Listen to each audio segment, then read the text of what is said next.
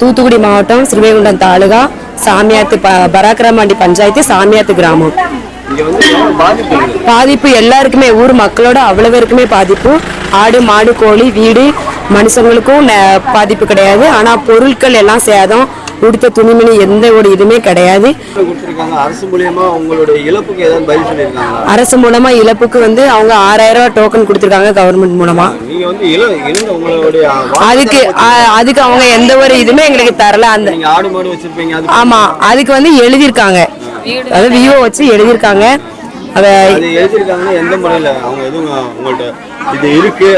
ஆதாரம் காட்டுங்கன்னு சொன்னாங்க. ஆதாரத்தை நாங்க வெள்ளத்துல எங்க போய் காட்டுன்னு சொல்லி எழுதி கொடுத்துருக்கோம், அவ்வளவுதான். இப்ப சீமானு எங்களுக்கு எல்லாம் செஞ்சா எல்லாம் நல்லா இருக்கும்.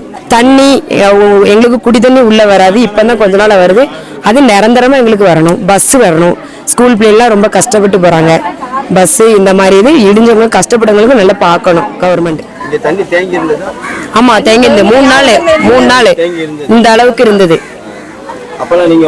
சாப்பாட்டுக்குலாம் இல்ல, எல்லாருமே ஒவ்வொரு வீட்டு மாடியில அப்படிதான் இருந்தோம். சாப்பாடுலாம் கிடையாது. 3ஆவது நாள் முடிஞ்சு 4ஆவது நாள் தான் சாப்பாடே கொடுத்தாங்க. அது இந்த பஞ்சாயத்து இந்த கிராமம் இருக்குன்னே தெரியாது. கடைசியா 4ஆவது நாள் ட்ரோன் கேமரா மூலமா எங்க ஊர் தலைவர் மூலமா பார்த்தாங்க. ஆமா, கிராமம் இருக்குது, பாக்கல, கவர்மெண்ட்டுக்கு தெரியல. ஆமா, போற வழிதான், அவங்களுக்கு தெரியல. அவங்க பெரிய பெரிய இடத்த பார்த்து போயிட்டாங்க, கிராமத்தை அவங்க கவனிக்கல. ஆமா, ஆனா 3 நாளா இப்படி சின்ன பிள்ளைகள் கூட தண்ணி கிடையாது, சாப்பாடு கிடையாது. நாங்க அவ்வளவு கஷ்டப்பட்டோம். அதுக்கப்புறம் உங்களுக்கு அந்த 3 நாள் கழிச்சு தண்ணி வந்த பிறகு யாராவது வந்திருக்காங்களா அந்த நேரத்துல சாப்பாடு? அது நிறைய பேர் சாப்பாடு கொண்டு கொடுத்தாங்க, தண்ணி கொடுத்தாங்க, பிஸ்கட்டு, காய்ச்சல் மருந்து, சளி மருந்து அதெல்லாம் கொடுத்தாங்க. அதெல்லாம் கொண்டு கொடுத்தாங்க. சீமான் அவருக்கு அதிகாரத்துல கிடையாது, ஆனா எல்லா இடத்துலயும் நிவாரணம் கொடுத்துருக்காரு. இதை பத்தி உங்களுக்கு அவங்க அடுத்த அதிகாரத்துக்கு வரட்டும் தான் எங்களுடைய ஆசை, அவ்வளவுதான். ஆமா, மக்கள் அதிகாரத்துக்கு தேர்ந்தெடுக்க நாங்க எங்க ஊர் எங்க தொகுதி ஓட்டு அவங்களுக்கு தான் விழும். அடுத்த இதுக்கு அவங்க இதை விட நாங்க நல்லா இருப்போம்னு எங்களுக்கு தோணுது. தூத்துக்குடி மாவட்டம் ஸ்ரீவைகுண்டம் தாலுகா பரக்கிராப்பள்ளி கிராமம் சாமியாத்து ஊர்ல நிறைய பாதிக்கப்பட்டிருக்கு. வீடுகள் உள்ள வீடுகள் சுற்றி சூழ ஒரு 5000 மாடியில தான் ஜனங்கள்லாம் இருந்திருக்காங்க. பாத்திரம் நிறைய பேருக்கு, ஆடு மாடு நிறைய பேருக்கு. ஆடு மாடு தான் உங்களுக்கு வாழ்வாதாரம் அதுதான். எல்லாருமே கூலிப்பாடு பாடுறவங்க தான். அரசாங்க வேலைக்காரங்க எங்க ஊர்ல நிறைய இல்லை.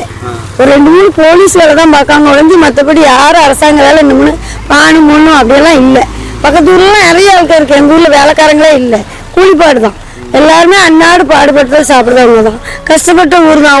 வீடு ஒரு 150 வீடு தான் இருக்கு.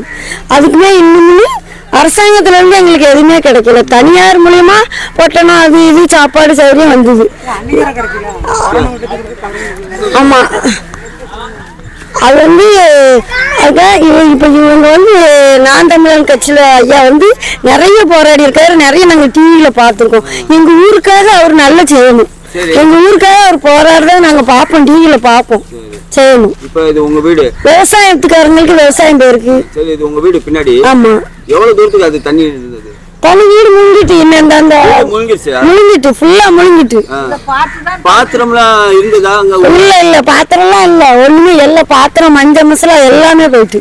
எங்க போயிடுச்சுன்றீங்க? தண்ணியிலதான் போயிட்டு. இனிமேதான் ஆமா, அடிச்சுட்டுதான் போயிட்டு. அதுதான் முதல்ல காவாசி, அரைவாசி, முக்காவாசின்னு வந்திருக்கு. அதுக்கப்புறம் ஊருக்குள்ள இறங்கிட்டு பூரா அவங்க மச்சில தான் எல்லாரும் இருந்தாங்க. உங்களுக்கு ஆடு மாடு எவ்வளவு? என்ன 2 மாடு 2 ஆடு கோழி குஞ்சு போயிருக்கு. பாத்திரம் மண்டம் போயிருக்கு. மஞ்சள் மசாலா கொண்டு போயிருக்கு. இது மாதிரி இந்த தண்ணி ஒரு கயிறு கட்டி கூட ஆட்களை இழுத்துட்டு வந்திருக்காங்க. அந்த பக்கம் உள்ள வீட்டுக்களை ஆட்களை மாடியில கொண்டு வச்சிருக்காங்க. இன்னும் எதுவுமே அரசாங்கம் மூலியம் இன்னும் வரல. உங்களுக்கு ஆடு மாடு எல்லாம் எழுந்திருக்கீங்களா? அதுக்கு எதுவுமே இல்ல, எதுவுமே எழுதிய கொடுக்க எழுதுங்க. இன்னும் ஒண்ணும் வரல. இனிமேதான் என்ன வருதோ தெரியாது. தண்ணி வச்சிருச்சு, இதாயிடுச்சு. ஆமா, உங்களுக்கு என்ன இழப்பு அரசாங்கத்துல எது கேட்டிருக்காங்களா? இன்னும் இழப்புன்னு கேட்காங்க, எழுதுவாங்க. விவோ யாரும் 4 பேர் இல்ல அப்படின்னு சொன்னீங்க இருந்தாலும் எழுதத்தான் செய்தாரு. விவோ எங்களுக்கு கரெக்டா எழுதணுங்களா? ஆமா, விவோ யாருக்கு வச்சு மக்களுக்கு பூரா இருக்குமே நல்லா எழுதணும். எல்லாத்துக்கும் ஒரு 30 வீடு கிட்ட இடிஞ்சிருக்கு. விடுஞ்ச வீட்டுக்கு எழுதணும், பாதிக்கப்பட்ட மக்களுக்கு எல்லாத்துக்குமே எல்லாம் செய்யணும். இல்லக்கா நீங்க சொல்றது பாத்தீங்கன்னா இங்க வந்து முதலமைச்சர் வந்து ஒரு 2 நாளைக்கு முன்னாடி தூத்துக்குடி வந்துட்டு போயிருக்காரு. அப்ப இதுவா இங்கெல்லாம் வரல, இந்த கிராமத்துக்கு வரல முதலமைச்சர். யாரு வந்தா கேளுங்க, யாரும் வந்தாங்க பாத்தீங்களா? முதலமைச்சரே வரலையே. கனிமொழி ஆளுக்கு இன்னைக்குதான் வந்தாங்க, இன்னும் ஒண்ணும் பண்ணலையா, ஒண்ணும் செய்யல. செய்வோம் அப்படின்றது இங்கெல்லாம் வரல, எங்க வரல. இப்ப நம்ம சீமாங்கட்சிக்காரங்க தான் இங்க வராங்க, நாங்க எதிர்பார்த்து இருக்கோம். அவர்தான் வர்றாரு. அவங்கதான் வராங்க, அவங்கள எதிர்பார்த்து. இவங்க வந்து ஆளுங்கட்சியில போயிருக்காங்கன்னா உங்களை வந்து ஆளுங்கட்சிக்காரங்க இன்னும் எங்களுக்கு எந்த ஆதரவும் தரல. தனியார்ல கம்பெனிக்காரங்க அவங்க எங்க அந்த அப்படி உள்ளவங்க ஒரு 5000 பேர் தந்திருக்காங்க, அதுவும் சாப்பாடு சௌகரியம் போட்டாங்க. மற்றபடி அரசாங்கப்படி இன்னும் எங்க கையினால யாரும் வாங்கல. அதுக்குதான் ஐயா எங்களுக்காக போராடணும். எங்கேயோ தமிழ்நாட்டுக்கெல்லாம் போராடுறாரு, இந்த தமிழ்நாட்டுக்கு இந்த கிராமத்துக்கு ஒரு நல்ல நடத்தணும், நல்லா வாங்கி தரணும் மக்களுக்கு. என்ன அவங்கள நாங்க டிவியில பார்ப்போம், எதிர்பார்க்கணும், சொல்லணும்.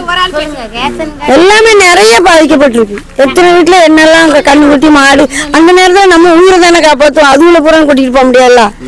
வேண்டாய்க்கு 4 பேர் இருப்பாங்க, இந்த வீட்டுல இல்ல அந்த வீட்டுல இல்லாம்பாங்க. எங்க ஊர்ல நிறைய பாதிக்கப்பட்டிருக்கு எல்லா வீட்லயுமே. சேலை துணிமணி எல்லாம் போயிருக்கல நிறைய வீட்டுல. யாருமே 150 வீடு தான், 150 வீட்டுக்குமே அவங்க நல்லா செய்யலாம். 150 வீடு தான், அந்த 150 வீட்டுக்குமே அவங்க நல்லா செய்யலாம். நாங்க அன்னாடு பாடுபடுறவங்க தான். எல்லா வீட்லயும் அரசாங்க வேலைக்காரங்க எல்லாம் இல்ல. இப்ப ஆதார் கார்டு, ரேஷன் கார்டு எதுவுமே இல்ல, அவங்களுக்கு ஒண்ணுமே கொடுக்க மாட்டேன்னு காமிச்சு சொல்றாங்க. ஒத்த பொம்பளையாலும் புருஷன்ல பொண்டாட்டி இல்ல, எதுவுமே பிள்ளைகளும் கிடையாது. அது ஒத்தையில அனாதையா நிக்கி. இன்னைக்கு அடுத்த வீட்டுல படுத்து கிடக்கு, அது கூட ஒரு இது கிடையாது. இன்னைக்கு ரோட்ல கிடக்குது, யாருமே அதுக்கு ஆதரவு கிடையாது. ஆதரவு தரலன்னா என்ன கொண்டு வந்த பொருள் தர மாட்டேங்கிறாங்க. பொருளுவா கொடுக்காங்க, அந்த வீடு கட்டி கொடுக்கணும்ல. அது எத்தனை நாளைக்கு இந்த பனிக்குள்ள வெளியே படுத்து கிடக்கும்? அதுக்கு நான் வீடு நீங்க சொல்ற மாதிரி உடனே வீடு எப்படி கட்டி கொடுப்பாங்க? அது ஏதாட்டும் ஒரு ஆதாரம் கொடுக்கணும்ல, அவங்களுக்கு மெதுவானாலும் கொடுக்கணும்ல. சொல்லுங்க, இது வந்து யாரும் ஏத்துக்க மாட்டாங்க. இல்ல ரேஷன் கார்டு, ஆதார் கார்டு எல்லாமே கேட்டா எப்படி கொடுக்க முடியும்? அந்த ஆளு 2 மாசம் நான் காமிச்சிட்ட கேட்கேன், 2 மாசம் கழிச்சு தரேன்னுங்காங்க. அப்ப அந்த 2 மாசம் கழிச்சு எங்களுக்கு அதுல ஏதாட்டும் கொடுக்கணும்ல, கொடுக்கணும்ல. உங்களுக்கு சார் நீங்க பாருங்க, இந்த வீடு முடிஞ்சிருக்குமா முடிஞ்சாத வெள்ளத்துல. இந்த வீடு எதுவுமே பாதிப்பு இல்லைன்னு சொல்லி வீவோ எழுதுவாரு. இதுல என்ன சார் பாதிப்பு இல்ல? முங்கி நின்றுக்கு வீடு, இதுல ஏன் பாதிப்பு இல்ல? உங்க மனசாட்சி கேட்க சொல்லட்டும். இந்த வீடு ஃபுல்லா தண்ணி, வீடே தெரியாம நின்றுருக்கு. அப்படின்னா இதுல எல்லாம் எந்த இதுவும் பொறுப்பு இல்லைன்னு சொல்லி வீவோ எழுதியிருக்காரு. வீவோ போய் நேற்று போலீஸ் எல்லாம் சத்தம் போட்டது கருத்தை தான் எழுதுனாங்க. ஒரு ஸ்கூல்ல இருந்து ஒரு சாமியார் இருந்தாங்க, அவங்களும் ஏன் அந்த வீட்டுல எந்த பாதிப்பு இல்லைன்னு எழுதுவீங்கன்னு சொல்லி அவங்களும் எங்க நிவாரணம் தந்துட்டு போனாங்க. சாரதா டக்கர்ல ஸ்கூல்ல இருந்து. அவங்களுக்கு எப்படின்னா இடிஞ்சு தரமட்டமா இருக்கணும் போல. தரமட்டமா போனா அப்ப நாங்க தரமட்டமா போனதுட்டு எல்லாம் கிடக்கட்டுமா? அப்ப சேனா அப்படி படுத்துக்கிட்டுமா? எழுந்திரிச்சு போவாங்க, இடிச்சு போட்டு போவாங்க. இவங்க எல்லாம் பொருளும் தரணுங்காக தரமட்டமா இடிச்சுட்டு போக முடியுமா? தண்ணில முழுங்கி நின்றுல எவ்வளவு பொருள் போயிருக்கு. ஆடு மாடு இதுல கெட்ட போய் தானே நாங்க ஆடு மாடு வளர்க்க மாட்டோமா, இல்ல கெட்ட மாட்டோமா? சரி பாத்துக்கலாம் அப்படின்னு சொல்லியிருந்தாலும் பிரச்சனை இல்ல. அதான் எங்களுக்கு இப்ப ஐயா டிவில நாங்க ஐயா எதிர்பார்ப்போம். எங்க ஊருக்கு வந்துட்டு போன பார்த்தா இவங்க நிறைய கிராமத்துக்கு இவங்க வாழாடி இருக்காங்க, நாங்க பாத்துருக்கோம். அதே மாதிரி சீமாங்கட்சினா அவங்க எங்கேயோ உள்ளவங்கலாம் போராடி இருக்காங்க. எங்க கிராமத்துக்கு செய்யணும் அவங்க, அதுதான் இவ்வளவு கூட்டம் இருக்கும்.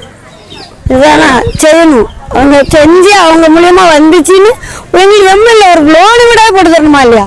இப்ப உடனே வேண்டாம், சொல்ல தெரியாம கொஞ்சம் வந்துருதான் ஒரு லோனு வீட்டுக்கு எதிர்பார்க்கும். மச்சிருக்க வீடா ஒரு 5000 வீடு தான் உட்காந்துருந்தோம். அதுவும் இல்லைன்னா எந்த உயிர் பணி மாதிரி தான் போட்டு வந்ததுக்கு எப்படி எங்களுக்கு லோன் வீடு போட்டு தரணும். மக்களுக்கு எல்லாமே நல்லபடியா செய்யுங்க, உங்களை எதிர்பார்க்கும் அவங்க கட்சியில இருந்து.